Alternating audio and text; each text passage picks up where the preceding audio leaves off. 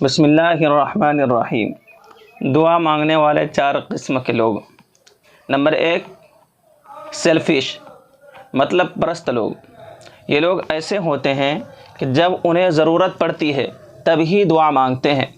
عام حالات میں انہیں اللہ تعالیٰ یاد نہیں آتا۔ جب کسی بیماری یا مصیبت و حادثہ میں مبتلا ہوتے ہیں تب ہی ان کو اللہ تعالیٰ کی یاد آتی ہے۔ مثلاً اگر زکام، کھانسی اور بخار ہو گیا تو اللہ تعالیٰ سے دعا کرنے لگیں گے کہ یا اللہ کہیں مجھے کرونا نہ ہو جائے، پھر لمبی لمبی دعائیں مانگیں گے۔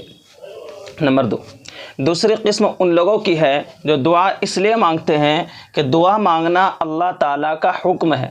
ان کے دلوں میں یہ بات راسخ ہوتی ہے کہ جس طرح نماز کے بارے میں اللہ تعالیٰ کا حکم ہے اقیموا الصلاۃ، اسی طرح ادعوا ربکم بھی اللہ تعالیٰ کا حکم ہے، اور دعا بندے کی ضرورت ہے۔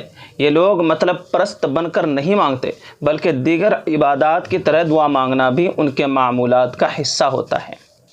نمبر 3، تیسری قسم ان لوگوں کی ہے جن کو اللہ تعالیٰ سے دعا مانگنے میں لذت محسوس ہوتی ہے، یعنی مزہ آتا ہے، جن کو اللہ تعالیٰ سے مناجات میں حلاوت نصیب ہوتی ہے۔ ایسے لوگوں کو تصوف کی اصطلاح میں واجد کہا جاتا ہے۔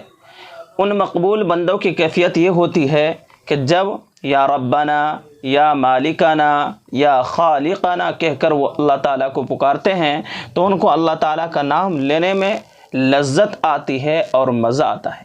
نمبر 4، چوتھی قسم اللہ تعالیٰ کے ان برگزیدہ بندوں کی ہے جن کی دعا سے خود اللہ تعالیٰ خوش ہوتے ہیں کہ میرے مقبول بندے نے مجھے پکارا ہے۔